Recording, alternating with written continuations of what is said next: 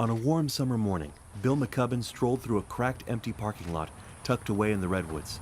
He used to come here every year as a boy, and he spoke of what used to be here in the town of Rio Nido. There's a creek bed that goes right along the other side of these bushes. And coming down from up there, you had the bowling alley and the pinball arcade and the outdoor stage.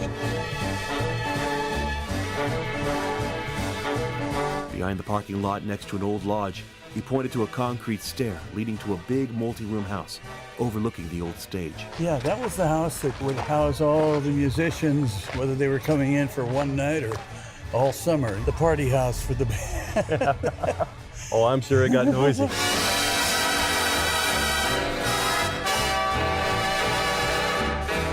The big bands started coming up maybe 20s and the 30s and the 40s, and by the time I was here, they would bring in all the big name bands. As the story goes, it was because of a big hotel strike in San Francisco in 1941 that the stranded bands were attracted to the Russian River.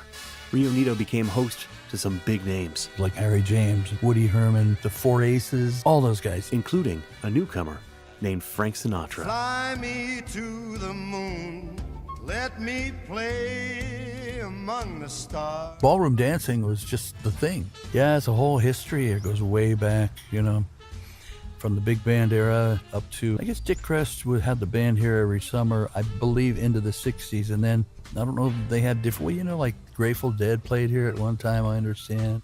They did.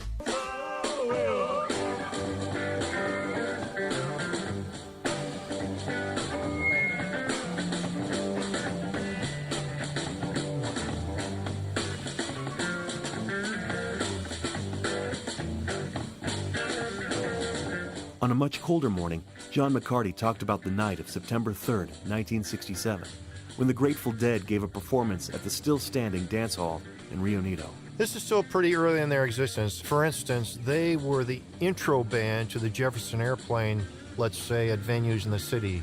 This was a place for alternative lifestyles, as we had two very famous communes nearby, but it seemed to be an explosion coming out of San Francisco, where there were 500 bands playing at one time, of this mixture of blues and what they call jam and acid rock and psychedelic rock.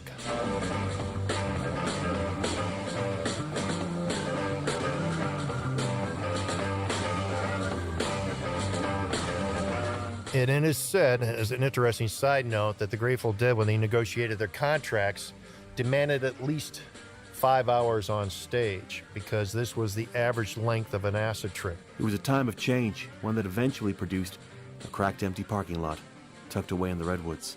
While people were coming up for, let's say, the Grateful Dead concert or Elvin Bishop or Country Joe and the Fish, those type of patrons weren't staying for the weekend and spending their money at restaurants so much and the motels. So it was a struggling point. But like all memories at Rio Nido, the Grateful Dead concert lingers.